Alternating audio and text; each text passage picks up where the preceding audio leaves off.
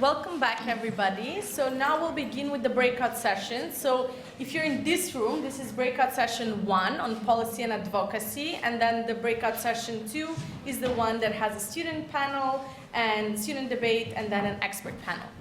So this panel is policy and advocacy, chaired by Dr. Caroline Green, who you heard from this morning. So please, start. Thank you.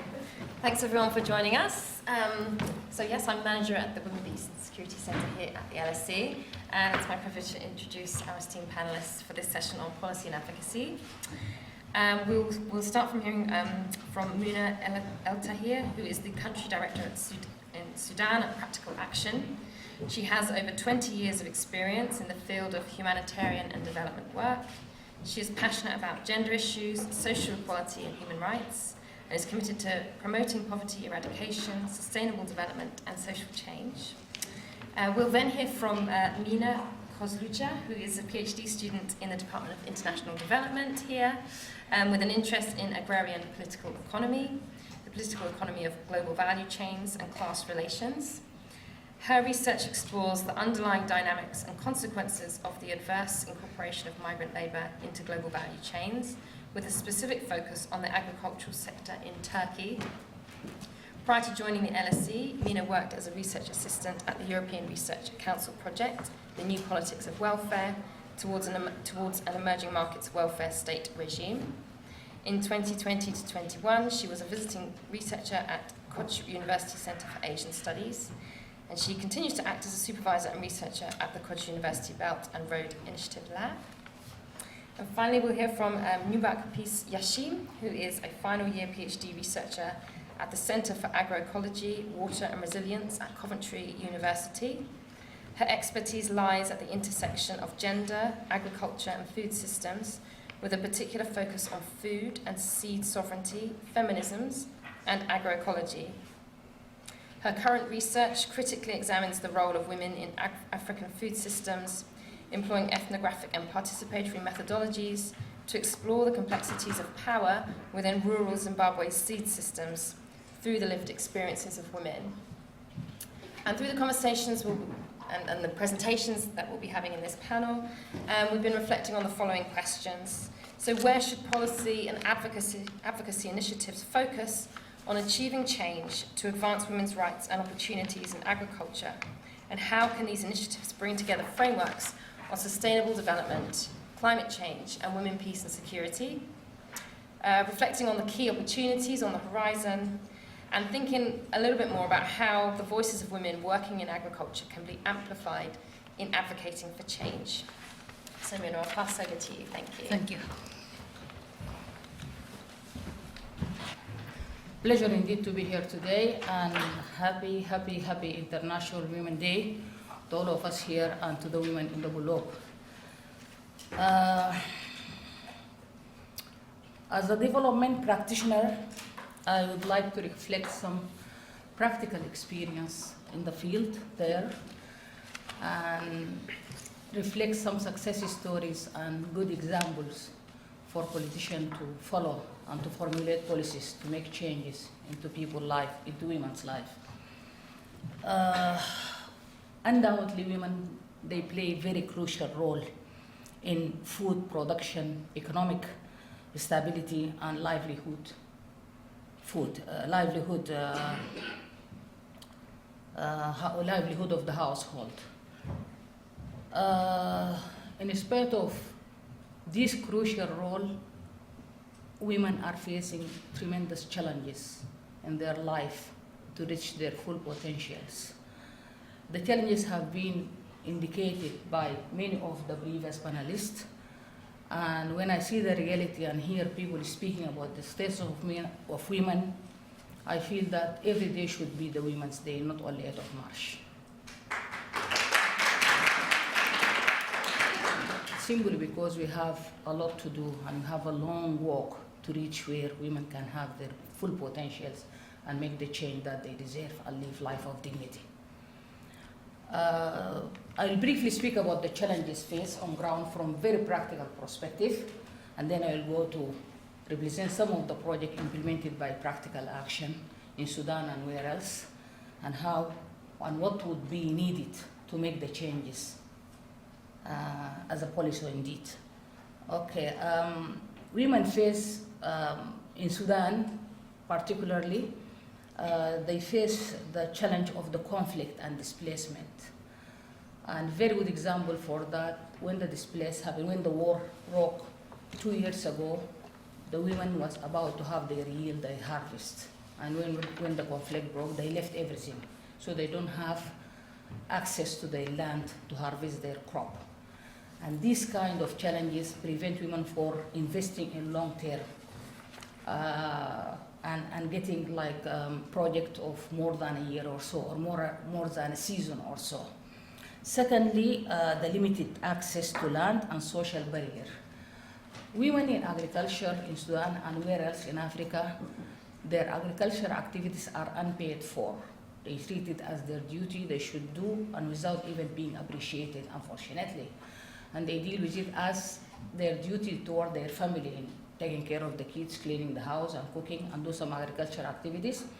And by the time harvest comes, the man take the harvest and take it to the market without awarding women economically, which is the ultimate of unfairness.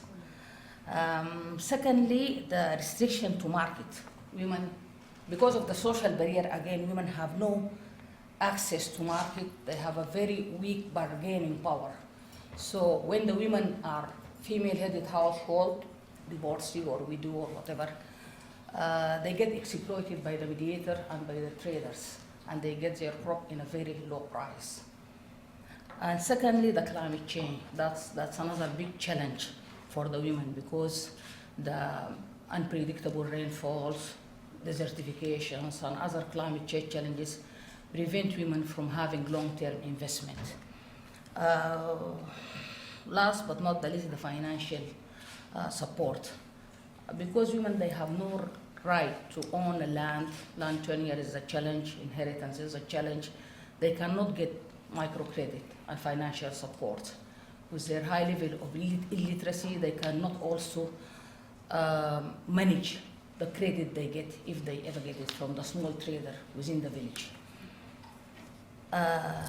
In practical action, it's a UK-based organization. We work in Sudan and many other African countries. We implement several projects to battle these challenges and to help women to grow and to succeed and to be strong enough to tackle the challenges of life. For instance, I will talk about Wadi al-Ku'u project in North Darfur. Wadi al-Ku'u project is it's an award, global award winner project. It's the award called Land for Life. These projects provide combination of initiatives that interrelated to each other and making transformation of the women's status in the community. We have approach called integrated water resources management.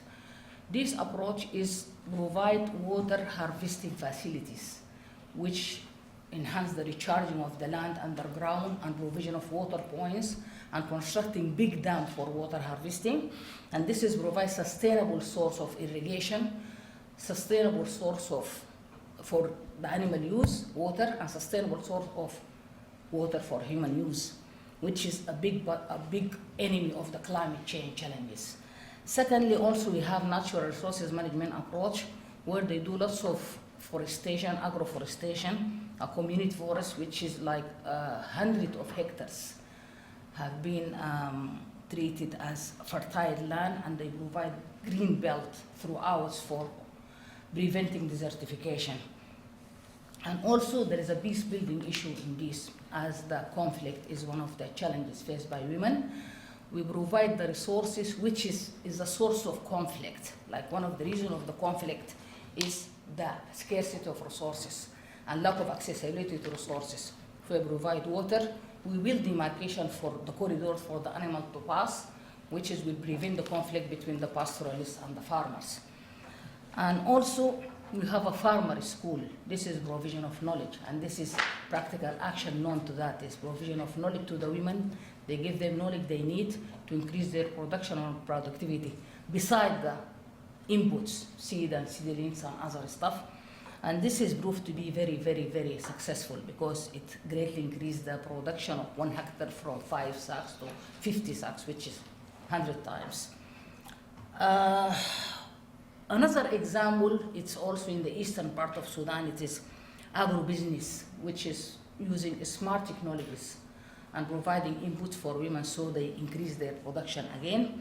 And also they provide food processing techniques to save the product and keep it for the off-season, which increases the price greatly. And this is economic empowerment and economic enhancement for the women on ground. We use also solar for irrigation, which is a renewable source and sustainable source of energy with almost zero running cost. So we provide the solars on communities, and then they help women to know how to run those solar systems and use it for their production, for their irrigation. Okay, in practical action, we implement project on ground. We document our success and acknowledge our failure and learn from them. Out of this implementation, we develop knowledge that we share it with the community, and we help people to share it with other communities to expand our outreach. This knowledge also we use it for influencing the policymakers to make the right policies, which is not gender blind, ensure the equity and equality of women. And we always target women. You can see those beautiful women in the picture. They are all our clients, our partners in development. And they have done lots of work themselves, and they became very brave to face the social barriers and to make the change they need. And I can give hundreds and hundreds of examples of initiatives in the countries we are working: Bangladesh, Nepal, India. In Africa here we have Sudan, Kenya, Zimbabwe, Burkina Faso, Rwanda. All those countries, they have lots of initiatives, and I can share thousands and thousands of success stories. You can visit our website, you will find lots of information there. What we need to be done, when we document our success stories, when we document the changes in a very professional and appropriate way, the policies, they listen to what we say. And we prove to be success in changing many policies in Sudan and other countries where we are working. The main policy that we need to reform to ensure that women get into their full potentials, securing landline. Women must have legal recognition of their land ownership, and also without securing land tenure, they will not be able to access finance. They will not be able to invest in the long term. Secondly, expanding the financial inclusion. Have ownership to the land, they'll have financial credit and microcredit, and from there they can do a lot, okay? And they can invest, and also we provide literacy for women to help them to be able to maintain the credit and to make sure it is managed appropriately. And second is investing in climate resilience, which is the climate change. We have a smart way of dealing with tackling the challenges of the climate change, about seed resistant to drought and new tools and technologies for agriculture. Strengthening women leadership in agriculture. That we do, it can be done through the networking, gathering the women in groups and helping each other, exchanging skills, exchanging experience, and supporting each other to move forward. Also enhancing the market and infrastructure. The infrastructure, when it is poor, women cannot access market because of the road challenges. So they have to sell their product where they are, which is they sell it in a very low price. But if we invest in infrastructure, women, they can reach the market. A part of the intervention we do, we link the women to the market, so the complete value chain is addressed until they reach the best price for their product and sell it and becoming economically empowered. I would like to conclude, it is crucial to move beyond discussion and act. Government, development partners, and the private sector must prioritize inclusive policies, sustainable program, and strategic partnership that ensure women farmers have the resources and the opportunities they need to move forward and to succeed.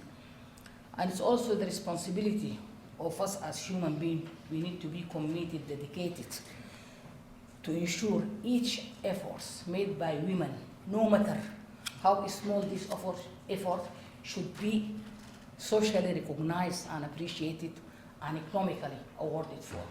And this could be done. Thank you very much.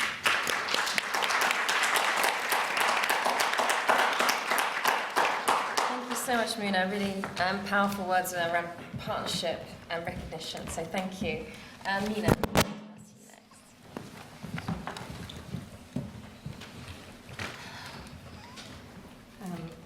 Hello everyone, and happy International Women's Day. It's a pleasure to be here, and thank you so much for the organizers. I'll time myself as well, if that's okay.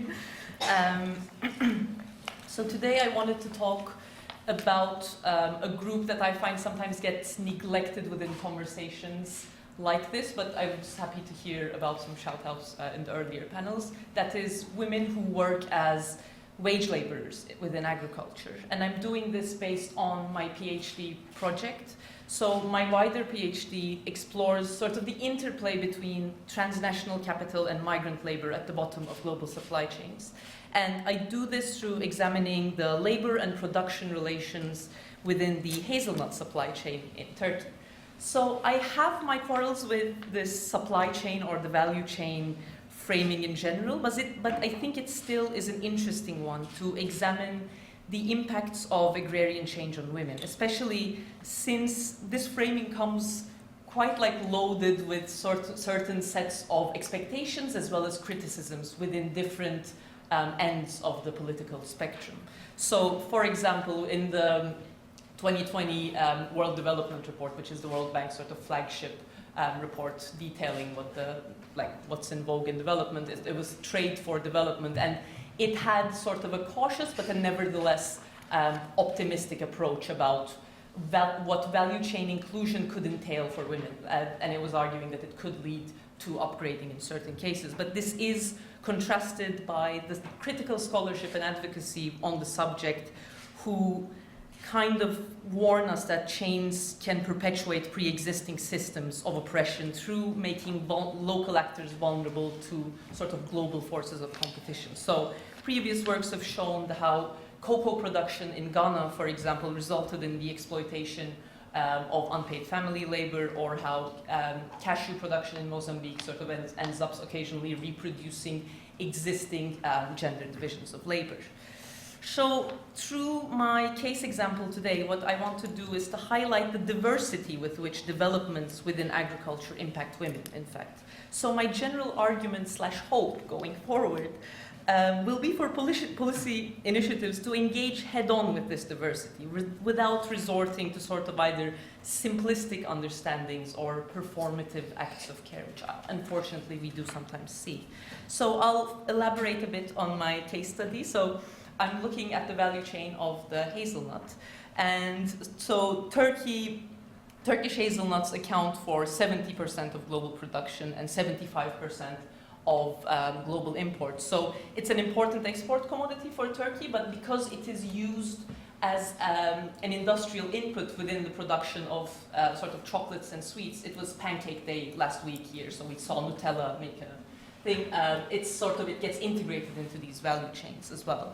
But this is contrasted by the relations of production at the lower echelons of the chain. So hazelnuts are grown in the one pointed at the red arrow there, and within the coast of the Black Sea in general. The majority of the land holdings are very small. Most farmers are what I call part-time, because they're unable to entirely subsist upon their land, so they have to complement it somehow. Hazelnuts also have a single harvest period that coincides to around August to September, lasts around a month to two. And during this time, this is a time-sensitive and labor-dependent process. So smallholders usually resort to hiring local laborers, who are usually fellow smallholders, or the majority hires migrant labor. So who am I talking about when I mention this migrant labor? It's important to say the majority of migrant laborers are internal migrants, so they migrate from the Kurdish region widely. It's like these are all where people are coming from within my field that I've mapped out. The majority are coming from the Kurdish region, and it's important to note that the majority of these people are circular, meaning that they spend the majority of their calendar year working in the harvest of various agricultural products across Western Turkey. So it's an ethnic group, what I mean, and it's made up of Kurds, Arabs, and Romanis, and increasingly we're seeing the integration of Syrian refugees within Turkey as well. So migration here is organized by informal intermediaries. They take a cut of the workers' earnings as commission, and they divide workers up into sort of working groups of 10 to 16. What's important here is that the family is an organizing unit. So each working group consists generally of 2 families, and these families look quite like a nuclear family, though there are some sort of exceptions there, but like you see a father, a mother, and then their children, etc. So that's why child labor is incredibly common as well. It's very common to see children as young as 8 to be working for full wages here. They generally work for 12-hour days with no days off, and throughout the harvest period, they live in informal tent settlements, which you can see one here, abandoned buildings, roadsides, where access to basic goods and sort of, food, water, and electricity are very problematic. And I think the most important thing to say here, which could be pointing the obvious, but within hazelnut picking, but in agricultural labor in general, gender differences and the gender divisions of labor are not mere descriptive facts or factors. They are constitutive of what this type of labor is. So this is immediately apparent from the sheer number of women working in these fields as laborers for daily wages, but it's also apparent within the accommodation sites where women take on reproductive days. So in addition to working these 12-hour days, these women handle cooking, cleaning, and childcare within these tents. But equally, this sort of feminization of labor is not what we would generally see within an assembly line in a garment factory, for example, or even elsewhere in Turkey within the, where it's individualized female workers.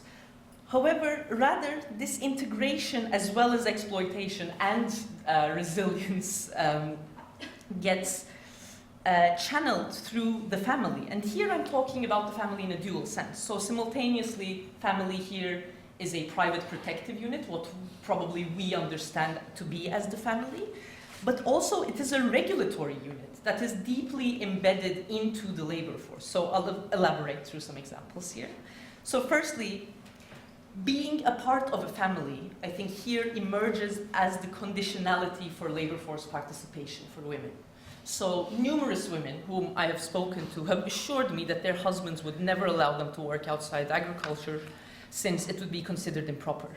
But the privacy of the family that is then sort of translated to the labor process enables them to work as laborers. So one male worker told this to me about his wife. He said, what she's doing here doesn't really count as work. I would never let my wife work. We're amongst the family here.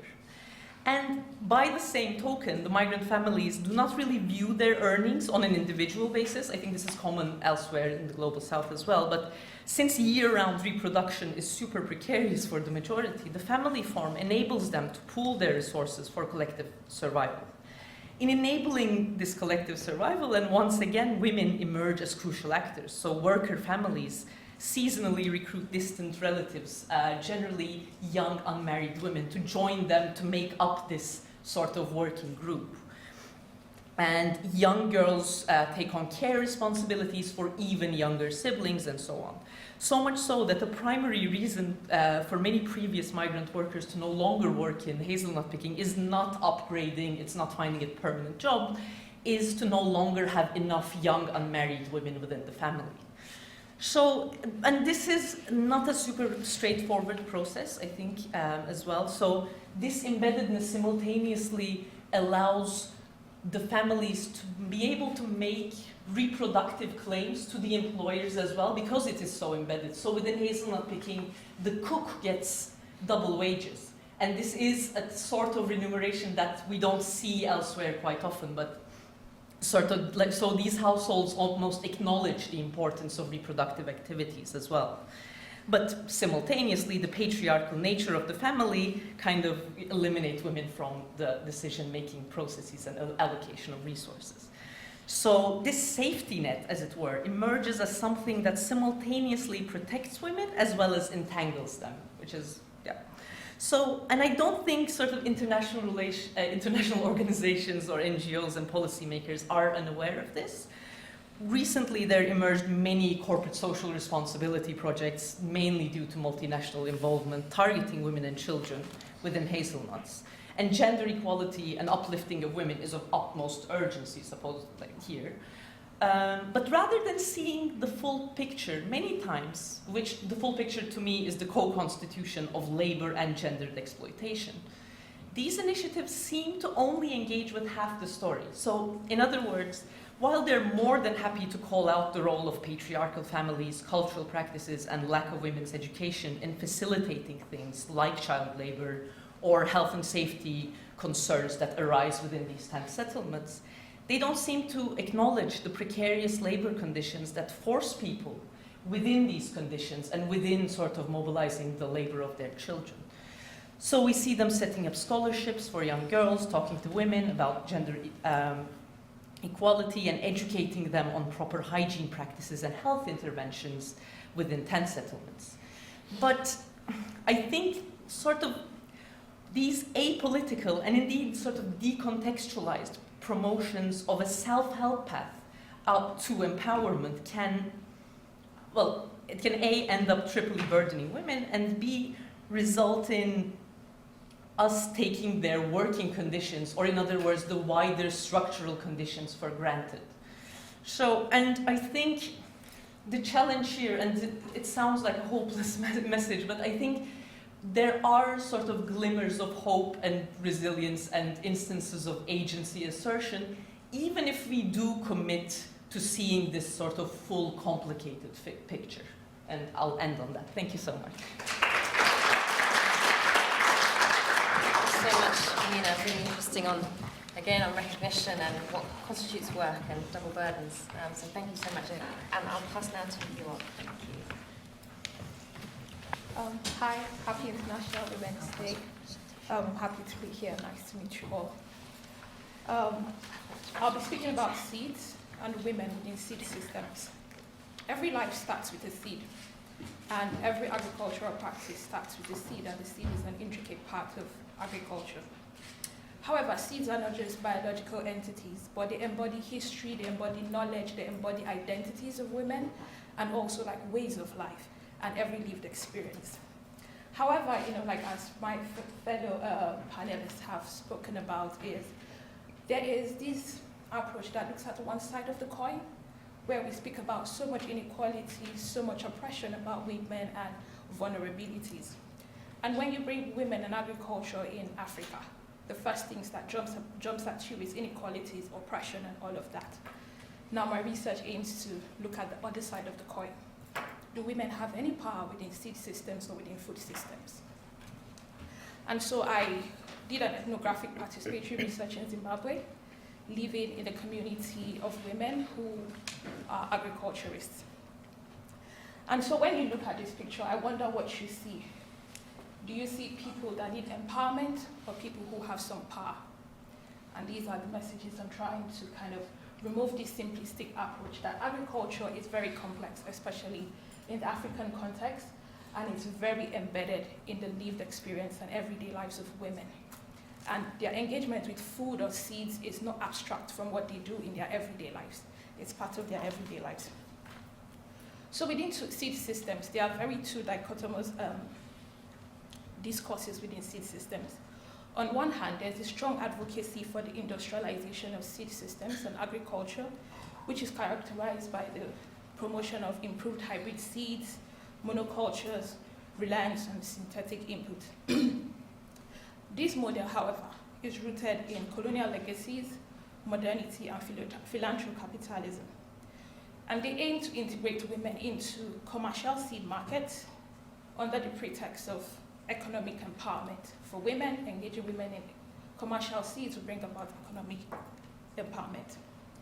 In contrast, we have the agroecological and the food sovereignty approaches, which emphasize biodiversity, conservation, sustainability, farmers' rights, and also the importance of local knowledge.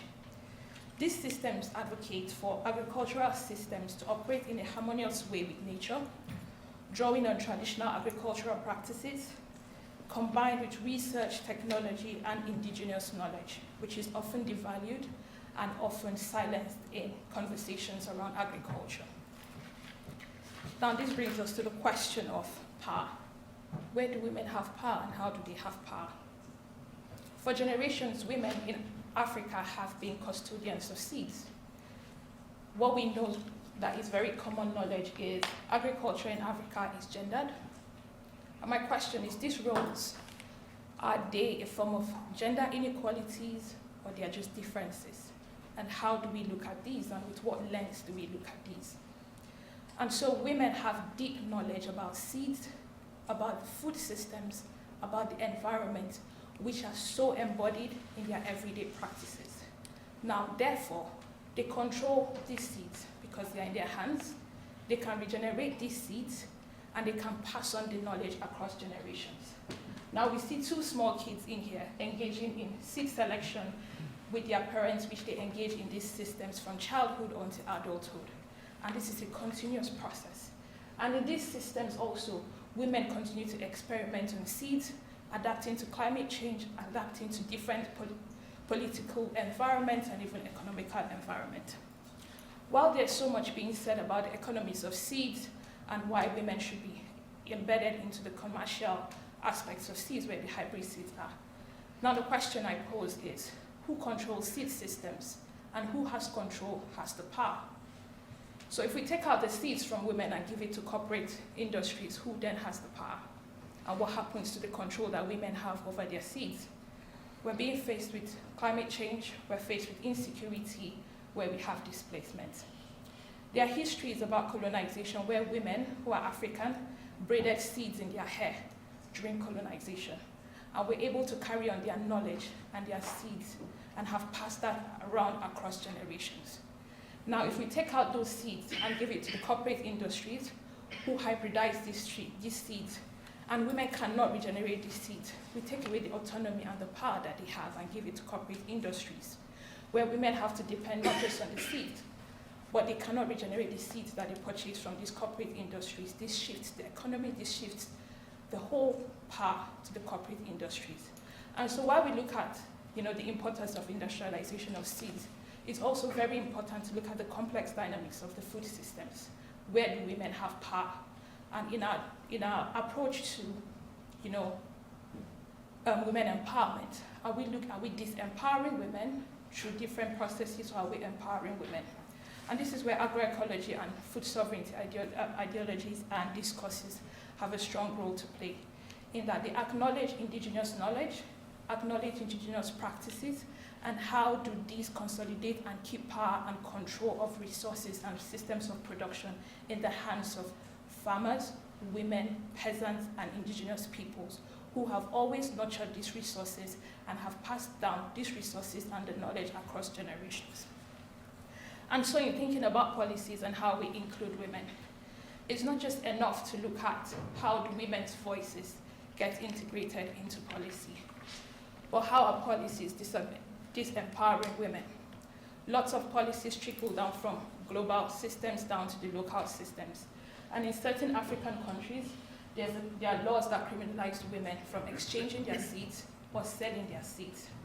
Now, in terms of even food security, the seed network, which is managed by women, is grounded in solidarity and collectivity, where women exchange seeds, they exchange seed knowledge, and in case of any challenges or even disasters, for example, in this community, which experienced Cyclone Idai in 2019, the traditional kitchen huts are the round huts, African huts, and during the cyclone, those were some of the buildings that did not get destroyed by the cyclone. And these buildings were built based on traditional knowledge, and this is where seeds are being saved.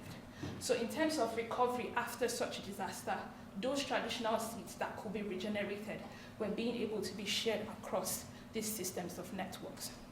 In terms of losses, where women sometimes might have poor production during any farming season, they do not need to go and buy seeds when they have experienced any losses to their seeds. They depend on their solidarity network and their social capital within these communities to get back seeds, which shows high level of resilience. COVID-19 is an example where there was a complete cut-off from, transportation or even markets. Now, these seeds are in the hands of women, either through saved seeds, their local network, or local markets.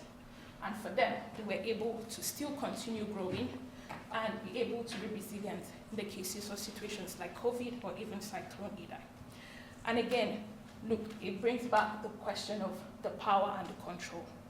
Because these seeds are in their hands and they're in the control of these seeds, they don't need to depend on external factors for their seeds. And therefore, when we look at policies and advocacy for policies, are we considering where women have power within their seed systems and their systems of production in agriculture? The systems we're advocating for, do they disempower women, or do they do they bring about empowerment? And so also is the integration of women's knowledge and indigenous knowledge, because indigenous knowledge has shown resilience and have proven resilience over time. Why are they not being included in policy debates and advocacy? And so that is where my research actually looks at this. Thank you very much.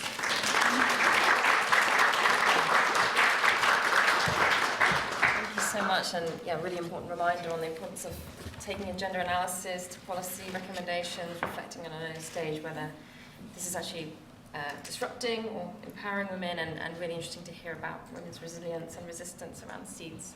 So thank you for sharing that. I'd like to open up now for questions. We have half an hour before the break. So I'll take a first round if people have questions ready. Otherwise, I will pose a question that I have been preparing. Any questions at this stage? Yes. Okay, one there and then one up there.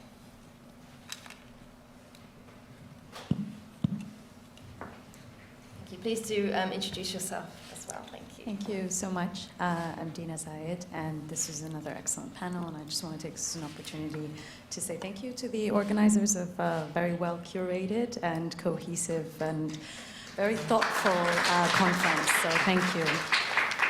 My question's for Mina, actually, and I really enjoyed your I had a visual perception of your research, and I really enjoyed the sort of ethnographic storytelling that you incorporate into it as well. And I think I worked on a project a few years ago that was looking at sort of legal empowerment pathways in health. And one of the things that I remember finding most striking in the Middle East and North Africa region in general was the proportion, given the refugee and displaced population percentage, the implications that has for health systems and implications that has for health access. And one of the things I was really interested in your description of the sort of circular reproduction and moving and how that fits into these sort of labor market logics and the perpetuation of household dynamics as well. If you could speak a little bit about the implication that has on actually some of these issues of accessing healthcare for displaced groups, or I don't know if that would be the right descriptor in the context of the research that you're working on, but in the context of mobility, both as an adaptive response, but in creating other ways in which we're maladapting, let's say. And so I think I'd love to hear a little bit more about your point on the sort of agency versus the sort of structural conditions that we're taking for granted and the kind of inequities they produce, but also equities that they produce. So thank you. Okay, second question up here. Yes. Hi. Thank you so much for the panel. It's very interesting to see the different perspectives. My name is Riwa. I just graduated from LSE in International Development, and I work as a behavioral economist. So I think many of you have touched a lot about the idea of social capital that exists, about women in their own networks, touching upon the different exchanges and lessons learned. So I wanted to see what factor do you see this in like women empowerment and building the women economic and social circles. And I have a question for Mina, especially about how the different groups are interacting. So there's a lot of refugees, there's a lot of migrants. How do you see the group dynamics, and do you see any conflict, or rather much more peace in between of these groups that occur? Couldn't get her. Both for Mina. Maybe first. Okay. Okay, brilliant. Okay, great. Who would you like to Sure. Okay. I'll just speak on the economic side of things. I'd say we can't forget the fact that we live in a capitalist world where cash is very important. However, all value the economic value is mostly being placed on cash. And for rural communities, resilience also is being shown in having alternative economic systems. And these systems are very hidden, and they're embodied, and they're in everyday activities. And so, for example, in this community is trade by barter still exists. There's still exchange of economic systems, even in farming. There's a system where they call Nimbe, and the Nimbe is when it's my time for any farming activities, I call on people within my community. I provide food and traditional drinks for them, and they carry out, let's say, if it's weeding, I have for that day, and that's how it goes around the community.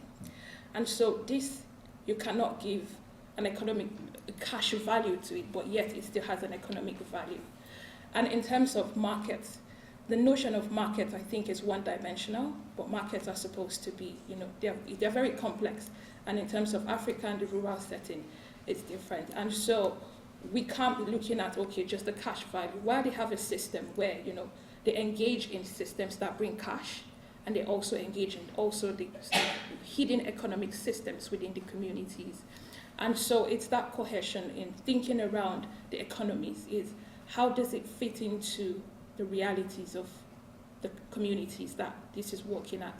So for example, I can't take the economic system of the UK and embed it in rural Zimbabwe because it's not going to work. And so when we think about agricultural economies, we have to think beyond cash and also in terms of security, right? In terms of security is I have access to credit cards. Credit cards are not an economic systems in these local communities. And so their social network, their social capital is their security. And so systems that are being, imagined for these communities are to take into consideration these economic systems and the long-term impact of those economic systems is that these economic systems have shown themselves valuable. And I'll use myself as an example. Being African, growing up in Africa, is this social capital still works for me, even being outside of the UK. Outside of Africa, in that, in terms of issues that happen within households, your social network is your security. And so that's very important. And so these economic systems also, you can take a loan for a service and provide a service, and because you can't pay back, you can pay back some other time. And so that's how these economic systems come in place. And I think that the thinking that cash is the only economic value that could be given in terms of agriculture or even the economic system of cash exchanges for good. I think there needs to be more thought to that and how that is sustainable for such systems. Because as it is, the political climate change and so many other factors affect African societies. And so we can't use a one-size-fits approach to markets and to economic systems in Africa.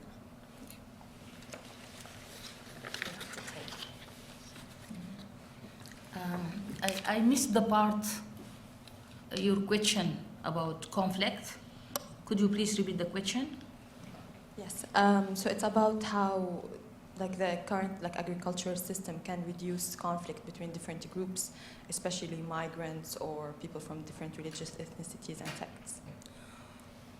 Okay. Actually, we mainly function in location where it's not affected by conflict, because when the conflict ongoing, we cannot do agricultural activities because land wouldn't be accessible for the farmers. And the area affected by conflicts, the people, they move from the area affected by conflicts to the safe areas. So there'll be lots of influx of IDPs to the safe area where we work. So what we do, we also provide support for the IDPs in the new location, where the safe location is. And we engage them with the project, and we engage them with our client, and we merge them as our beneficiaries, provide the support they need to maintain their life. This is how we work. Thank you. And I'll answer the two questions. Thank you so much. So I'll start with the one about health systems and circulation / maladaption. I think the Turkish case is an intriguing one in the sense that there are certain sort of government-issued sort of lower-level rights given to informal workers. The refugee, which in Turkey is sort of Syrian refugees, are under the legal status of temporary protection, which is kind of an interesting one. But I'll talk about the migrants one first. So it's basically, to my mind, the Turkish system right now is, it provides, first of all citizens with like basic healthcare provisions, and you can, if you don't have a formal job, you can apply for what's called a green card. And the green card, it offers you sort of basic health provision within Turkey. And interestingly, that project was started, it was piloted in the Kurdish regions, and there's a literature that kind of considers it to be potentially a sort of political containment mechanism as well. Because what you're seeing there, it's a region that is sort of politically active with a huge amount of poverty as well. And I think how this comes into play, and there's something to be said about these completely insufficient levels of social aid given by the state to these informal, precarious, circular people. So within Turkey, you're eligible, if your household income is below a certain level, you're eligible for social assistance, you're eligible for sort of call assistance, etc., etc. But I think what these things end up doing, because you have to sort of officially make the case that you as a household are earning 1/3 of the minimum legal wage in Turkey. The only way to do this is for your entire household to remain completely informal, because it's like with the current living cost within Turkey, it's really not viable. I think the hunger line is over the legal minimum wage, and so is the poverty line. So I think what ends up happening is through sort of implanting these insufficient sort of health and social aid measures, you're creating this population that is perpetually sort of seeking out precarious jobs within different parts, and they do have a permanent place, usually within their hometowns, but this only sort of goes to prove the insufficiency of labor markets to accept them. Labor markets, it seems, in Turkey within agriculture, but beyond, increasingly, I think there is sort of, we're seeing a lot of similarities between urban and rural labor markets, in the sense that they want your cheap labor, they don't want you to live there. And that's the root cause of a lot of the health and sort of security issues that we're seeing here. Because, so the picture that I had of the tent settlement in my field site, that was the best that this city had to offer. It was a government pilot project, and it takes, from any urban center, it takes a good hour and a half to reach, because they're tucking these places away with no access, no sort of, and I'm not even talking about the thousands of people who have to live near rivers where kids get sort of infections from water. The climate change isn't helping matters in this sense as well. So I think there is this sort of interrelation between these regimes of informality that are being put at place, not merely through neglect. There's the minimum involvement of the state, but then how do people cope in the face of just largely neglect? And to the other question about how different groups interact, I think that's an interesting one as well, especially in the wider landscape of agricultural work in Turkey, because you see ethnic hierarchization. So like ethnically Turkish laborers get much higher wages. They work for like 8-hour days. They get a breakfast and a lunchtime off. Like it's a much different type of work for them. But even within these ethnicized groups, you see, so Syrians generally now are the worst off of the agricultural labor market. And one interesting thing that emerged through my fieldwork is there are very few Syrians who go to pick hazelnuts. And I was curious about why that was. And one labor intermediary told me something to the effect of like, well, 30 years ago, it was the Romanis who were picking the hazelnuts in this region. I brought my Kurdish brothers and sisters, and I took their bread away from them. I'm not going to take the bread of my people through bringing in Syrians here. So there you see these sorts of gatekeeping as well from hazelnuts, because it's relatively higher paid. So I think this hierarchization operates on different levels, unfortunately, but which is unsurprising as well, because that's what precarity does. It creates that kind of competition. Yeah. Thank you. Great. Let's open up for another round of questions. We've got one hand here and then one over here. My question is for Dr. Yashim. I really enjoyed your talk, and your research sounds really interesting. And I'm wondering, with regards to seeds need soil to grow, and feminist environmentalists argue that the word for world is soil. And I wonder, within your research, what the relationship was with soil, and whether there were knowledge exchanges or community practices that really engaged with the soil health, and then how that kind of interacted with seeds and seed exchanges. There's one more over here. Actually, my question will probably build off that as well. I was really fascinated by your talk about the resilience that is within seeds, and how the diversity of their genetic material can help us face climate change and ensure food security for the next generation. I was interested to hear your thoughts on how livestock diversity also plays a role in that, and how sort of more traditional breeds are better adapted or more resilient, and of course contribute to soil health and soil fertility as well. And I was also wondering, when you were talking about the sort of bartering regime, and how that creates a security of some sort, the role of livestock within that sort of economic security and resilience. Thank you. Any further questions in this round? Yep, we've got one up there.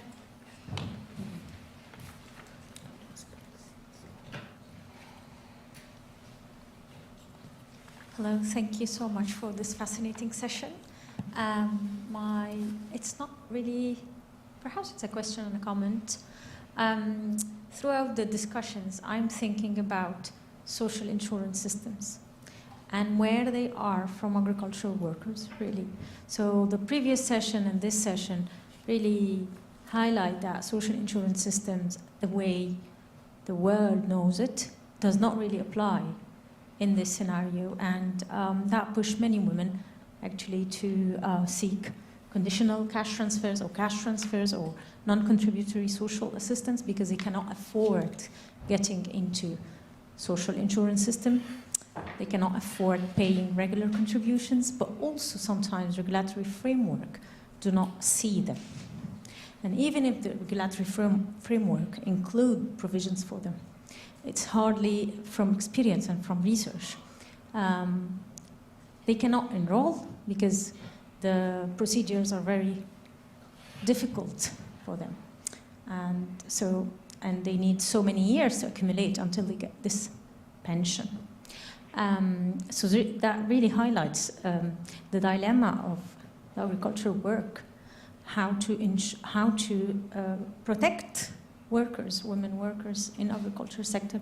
That is a dilemma that I really think needs to be at the heart of the discussion. And Perhaps the question is, my question, this is a commentary, but then my question would go, how can social capital, in the sense in Africa, play a role in designing social insurance systems that really work for these workers?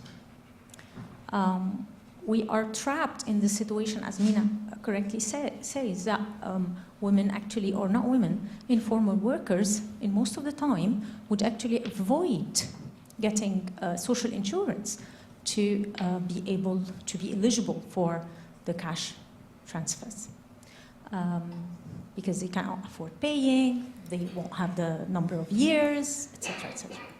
So can we think about solutions that can come from the social capital and inspire new wave of social insurance systems instead of the Bismarckian regime that we all know? Wonderful, thank you so much. Can I pass to you first? I'll start. So in relation to like soil or even resources, the seeds within the farmer managed systems, which are in the hands of women, are seeds of huge diversity. And this okay, all right. I don't know which one is. Okay. Is this better? Yeah. Okay. So diversity. The farmer managed seed systems, which women have much control over, is made up of huge diversity. One of my pictures shows like you could find different diversity of different crops, and that's what helps with their adaptability with climate change or even with the soil or soil degradation and back to animals. So in this community, it's not just one size fits all for different crops, you know. And what makes up their food systems is not just cultivated crops, they are wild growing crops, they are seasonal crops, and all of this, they work with them in such harmony. And so even for the soil, they have such deep knowledge of their soil, of the climate, or even when the climate changes. So for example, while I was in the community, when the first rain was expected, didn't come at that time. And so they knew how to make projections. Okay, when the first rain comes, that is when we go to cultivate the soil. They have these systems and they adapt to the changes that continue with the climate. And now they experiment with their crops really and the varieties that they have. What varieties are thriving in this climate or in the changing systems? What variety of crops, you know, can do better in whereas we see climate change, they have less rainfall now in Africa. And so what crops are doing better? And so these women are in constant experimentation. And so when we talk about knowledge exchange, most times we imagine this formal system of knowledge exchange, but it's in everyday activities. So I'll use just an example of when it was like the light bulb moment for me of how these exchanges happen about the knowledge, about the soil. I went to visit a farmer. He gave me some free crops. And then we go to visit my research assistant's mother, and she sees varieties that she doesn't have in her own crop, in her own farm. And she asks, can I taste these? If I like the taste, I'm going to try planting them. How do you plant them? What are the systems that you plant them? So it's in everyday interactions. It's like meeting in the shops and you complaining about something and someone has a knowledge about it and they share that knowledge. And this is how this system goes on. So and it's very embodied. It's not a formal system. And when there is also a formal need, they demonstrate among themselves and they share this knowledge. And they share the practices. I've tried this, it didn't work. What solutions do you have? And people exchange this knowledge. And in terms of their soil, for the traditional crops and the indigenous crops, so the open pollinated varieties, you see there's this open pollination that happens and people see new varieties emerging from their crops and they experiment on these new varieties. And if it works, they expand these new varieties and share this knowledge and these, varieties within their networks, and it just goes on and on. It's like a ripple effect within the communities. And the same goes with like their crops. And they also grow crops seasonally, and so there's what is grown seasonally, there's also what is stored for grains and stored for seeds and stored over across a long period of time. For example, I have soybeans I've had for the last 2 years that I brought from home. And so we store food in different ways for a long period of time. And back to the soil again is people are working in harmony. They're trying different systems of like organic practices. And I remember when I once asked, why do you people still purchase hybrid seeds? And they said, we do not have enough animals. that will provide organic manure. So we substitute with this so that we use the synthetic, the synthetic fertilizers. But they also have practices that they prevent their own crops from cross-pollinating with even the hybrid crops. They have all of these systems, and so they're always experimenting and working in harmony with their soil, with the climate, with even the political atmosphere, in the sense that in Zimbabwe, the government provides some seeds for maize and for beans, which are hybrid and cannot be regenerated. So these people also, they decide on where they're going to grow these crops, but they do it for certain reasons. This is free, so why not just, use it? But they don't even eat these crops. They grow their own organic crops. They tell me, straight up, we grow this for the markets. We grow this for our own nutrition because it's much more safer. We know what goes in the soil. We understand what's in part of our nutrition, and which shows a system of this subtle resilience that they have towards, systems that take over their power. Now, just to respond on the whole idea of social capital, I don't know how to explain this, but the black people here will understand what we call black tax for those of us who are, abroad. But you see, the social, and this is where, when we talk about value or cash, and I say a lot of times the value is not in the cash. I have a responsibility as an African child to my parents, to my family, until they die. And so these are the impacts of these social systems. And these social systems are not just for my immediate family.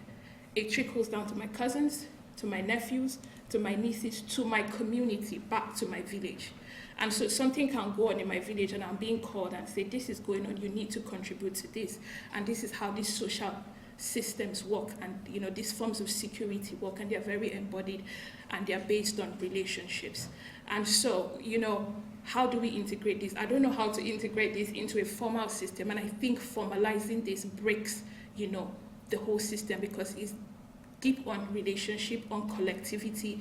It doesn't take, when I say African systems, they're not individualistic in any way. You're part of a system. Whether you being a man, you being a woman, you're part of a system. And whatever you do needs to be in consideration of every part of the system. You're part of a family, you're part of a community, you're part of a street, So this is how these social relationships are built, and they build security also in terms of food systems and agricultural systems. Now, when we look at the whole commercialization of the agricultural system or moving systems to the corporate, it breaks these whole systems in that you cannot regenerate the seeds that you buy. And so when you undergo any forms of loss, where do you go to? How do you source the cash? These systems have worked for a very long time. And sometimes it's not even based on your close relationship. It's knowing that someone in your community have a certain knowledge, and you're being referred to that person, and you're able to go gain that knowledge. And so these social systems, they are very complex, but they work because we understand how it works. And so a lot of policies take this very simplistic approach, and there's also power embedded within this. And that's why I asked the question, whoever controls the seeds controls the seed systems, that's where the power is. And whether we like it or not, it's a subtle battle of who has control and who has power. And so while we think about women's empowerment or advocacy for women within agriculture, I feel it is very important to think about where are the nuances of where women have power within agriculture, and the systems that we're advocating for. Are they further disempowering women, affecting our climate, affecting our environment, and also affecting biodiversity? Because these women, they cultivate a huge diversity of crops, which they eat seasonally, which they grow in rotations, and they keep experimenting. As academics, we experiment for a short period of time. These people experiment for their whole lifetimes, and in their own rights, they're also scientists and knowledge holders. I have comment about the social insurance. Indeed, the social insurance is the most method of ensuring social justice and economic justice as well. However, women in agriculture in Sudan and in many other African countries, they're working as informal labor. So it's very difficult to calculate how much they earn. Even them themselves, they will not be accurate about calculate the income and the revenue from their agriculture outputs. And That's why, like, even the figures presented for the gross national product is not quite accurate, because not everything is calculated. Not all the productions are calculated. And also the social insurance is a complicated system, requires lots of knowledge, substantial knowledge, that where they pay tax and you know, all those steps until to make you reach the social insurance. Even at the formal sector, we struggle to calculate our income from the social insurance and how we pay our social insurance. But I think we should work to influence the policymaker to develop a social system that can fit into the situation. And also political situation is quite complicated, to encourage this kind of policies to be formulated to support the women in agriculture.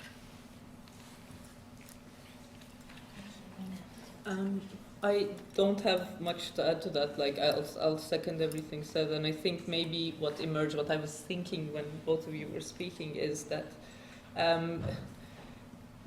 yeah, but perhaps there is a reason why these sort of more, I'm going to say Western-centric, but whatever that means in the context, doesn't really apply in all cases. And even within sort of agricultural sectors and economies, Jan Bremen, a scholar of migrant laborers, he says, like, it's not the formal economy, it's not the informal economy that needs explaining, it is the formal economy. And I think what we're seeing here is that, like, our understandings and our solutions are not applicable because they are, in fact, the constructs. They are the things that are not willing to engage with what's happening on the ground, which is necessarily complex and messy and not pretty sometimes. Yeah. Thank you so much. I'll bring our session to a close here. It's time for the coffee break, but I just want to thank the panelists again. So much to think through there. Lots of interesting points around resilience, the role of networks and women's networks, and recognising those networks, as well as the work that women do informally, and how that also needs to be measured against the other work women do, and that needs to be considered as part of interventions as well. We've got one question here. I'll take a final question, and then we'll go to the coffee break. Thank you so much for your thank you so much. This is such a passionate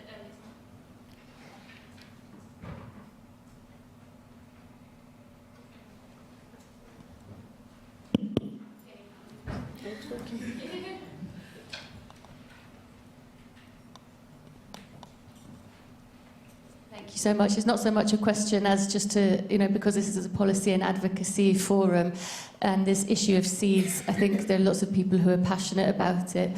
From the international trade perspective, I mentioned earlier about the multilateral trade system disintegrating.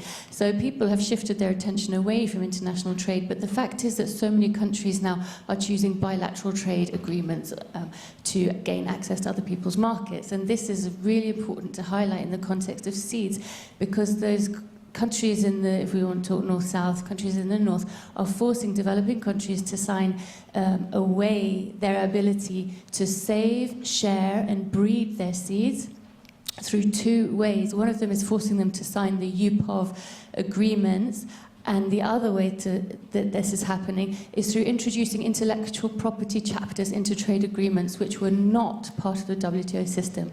So I'm just and this is really harmful for developing countries, because often they don't have power in the trade negotiations, so they have to agree to these.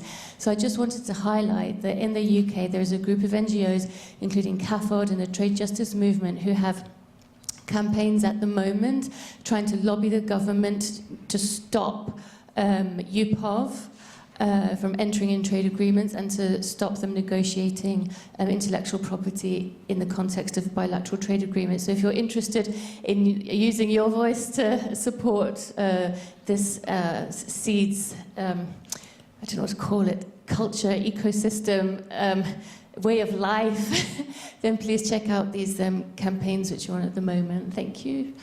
Thank you. Thanks so much for highlighting that. Well, please join me in a final round of applause for our panellists. Thank you so much